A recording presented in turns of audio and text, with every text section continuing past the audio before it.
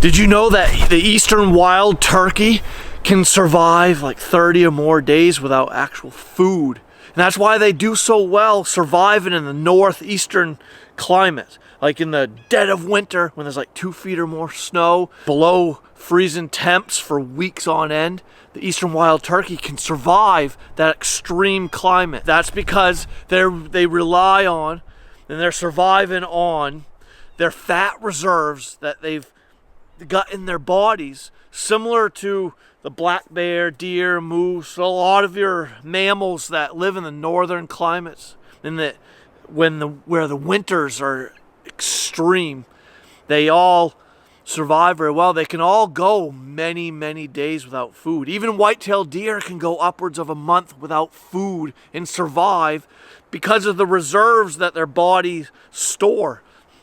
They pack on the calories, the fats, and all that. In the months leading up to the winter, the turkey, deer, bear, moose, all your birds, mammals that have to live through the winters in the northeast, like in Maine, they pack on them calories. And obviously they need lots of water as well. So all these animals, your turkey, deer, bear, they're consuming lots of food. They're taking in all the calories. They also need water. So they're drinking a lot as well. So that's just been extremely interesting to me. It's a passion of mine to learn everything I possibly can about the eastern wild turkey. And I also have that same burning desire and passion about the deer and bear and moose and all the other mammals in Maine. And that's always been just so cool to me, that a wild turkey, eastern wild turkey, can survive that long without food in the dead of winter when the weather's really bad. You know, the turkey, they'll hunker down in their roosts up in the trees with good overhead cover. They'll tuck themselves in out of the wind and the driving snow, and they'll group up, huddle up in the roost, and, you know, obviously use each other as extra cover and warmth and protection from the winds and the driving snow and all that stuff. And they'll wait it out. They'll wait out those major storms and wait out those extreme temps. When the sun's out and the days are warming up, then the turkey will fly off the roost. They'll venture out to those bird feeders in people's backyards. And yes, this is another fact about the east and northeastern wild turkey. Every turkey hunter wonders, where did the turkey go in the wintertime? Like, where'd they all go? They were like right here on this hardwood ridge all spring long, and the toms were out in this field strutting and hanging with his harem of hens and all that. And it seems like the gobblers were everywhere, the hens were everywhere. It seemed like turkey were everywhere all in spring and summer. But where'd they go in the wintertime? Every hunter wonders that. Well, I'm sure you've probably noticed this, seen it if you're from the Northeast. A lot of hunters, as time went on, they've started seeing flocks of turkey in people's yards.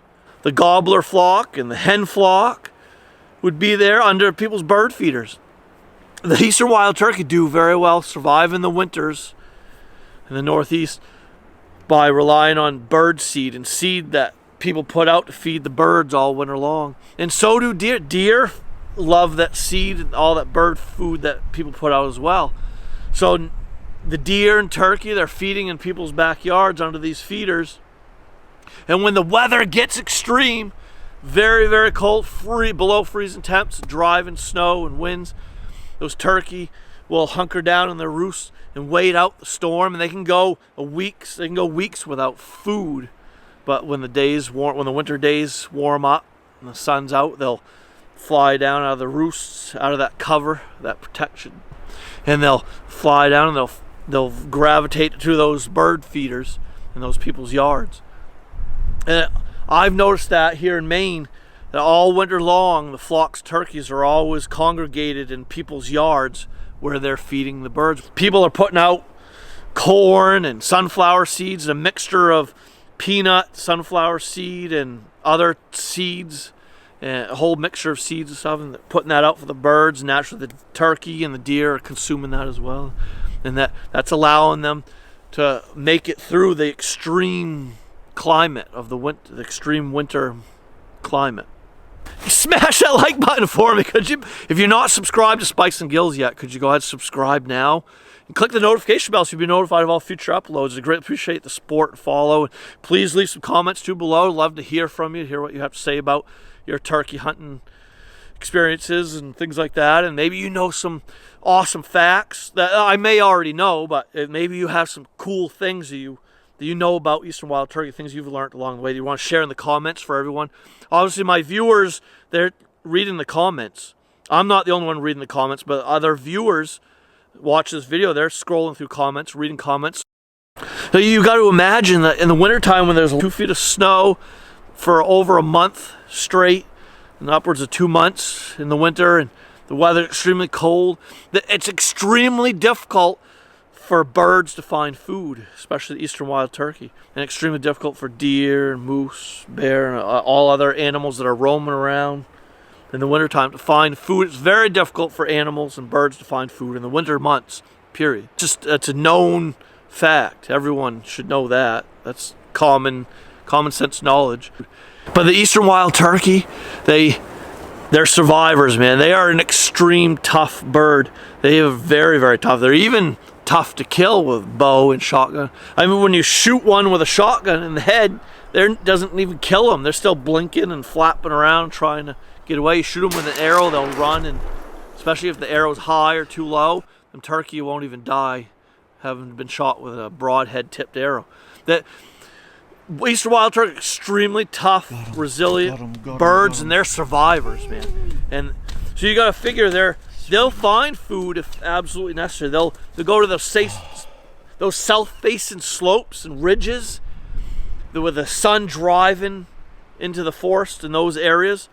A lot of times the snow is not very deep there. A lot of times there's bare ground in places where in the wintertime where the sun hits, where the sun reaches the forest floor, in the ridges and sides of the ridges in the wintertime, like almost all day long.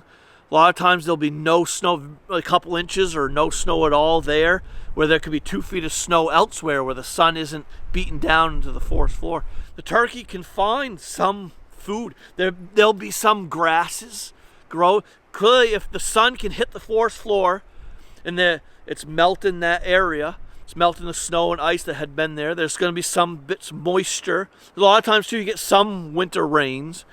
There's going to be some moisture, and you're going to have the sun, so you're going to have the water, the sunlight, and all those ingredients needed for photosynthesis. And yes, and byproduct of the photosynthesis is obviously oxygen. Everyone knows that.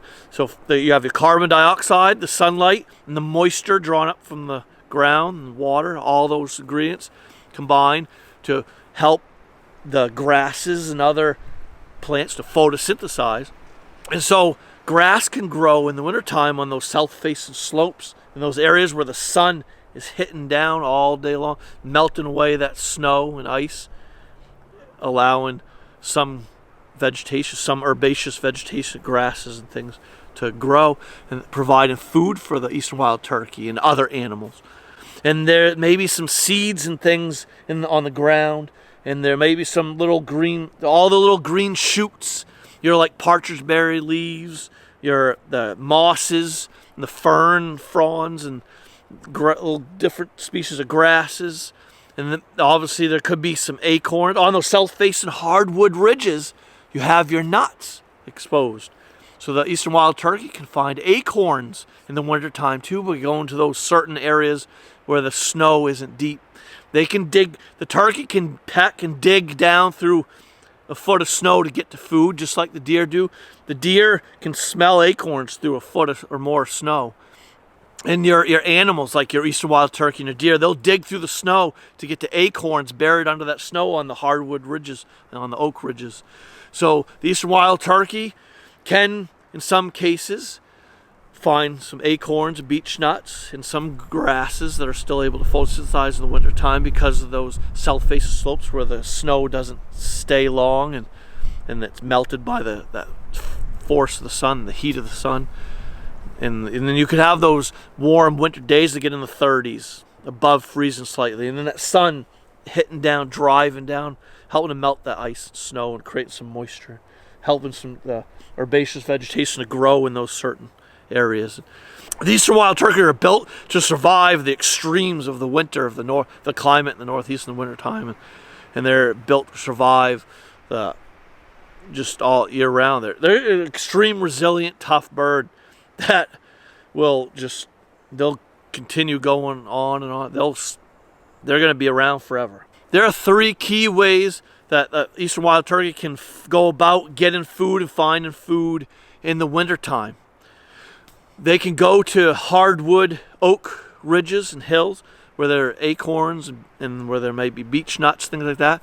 And they can dig through a foot or more snow to get to hard mast that's buried under the snow on these ridges and these oak flats and oak ridges and things like that.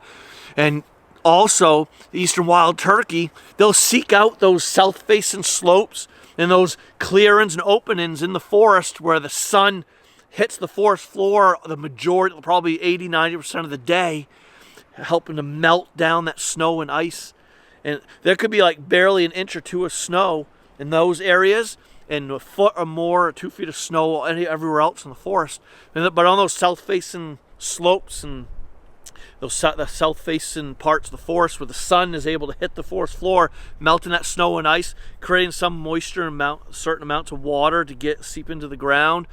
And that herbaceous vegetation, all those different species of grasses and stuff, and like fern fronds, and like your sheep sorrel, and your plantains, and your grasses, and clovers, and your like partridge berries, and your star flowers, and just all that herbaceous vegetation and grasses and stuff. They'll be able to photosynthesize still in the dead of winter and still grow some, providing succulent vegetation, succulent food and sustenance for the eastern wild turkey, because these plants are getting the sunlight, they're getting certain amounts of moisture from the ground and from the melted snow and ice, and they get the carbon dioxide, and they're able to photosynthesize and grow new and be succulent, luscious, and nutritious for the eastern wild turkey and other animals such as the deer. And a third way that eastern wild turkey can go about getting food and finding food is honing in on people's yards, backyards or front yards, wherever those bird feeders are. The eastern wild turkey, they're notorious for finding where all these people feed the birds, where people throw out sunflower seeds and mixed nuts and mixed seeds and corn and things like that for the deer and birds, songbirds and such, so on and so forth. The eastern wild turkey, they congregate, flock in these people's backyards, feeding on the bird seed that these people are putting out all winter long. So there you have it, the 3 ways that the turkey can obtain food and find food in the wintertime. So the turkey, they could do well.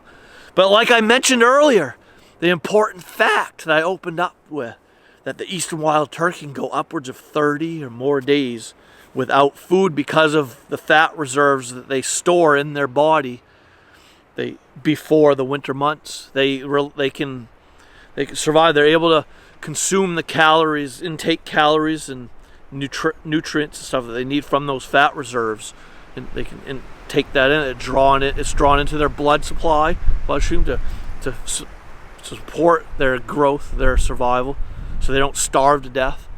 And that's just amazing to me that the eastern wild turkey can go that long without food.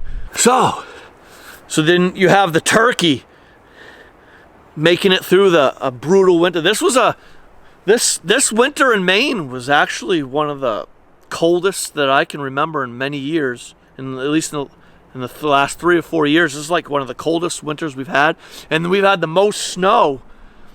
We've had like a foot or more snow for 2 months straight here this winter in Maine, in this area where I live, and the temperatures have always been below freezing, like every day for nearly 2 months, like 2 months of below freezing temps, and 2 months of a foot or more snow, and anywhere, like all over the place. It was a pretty brutal, rough winter for the eastern wild turkey and other animals.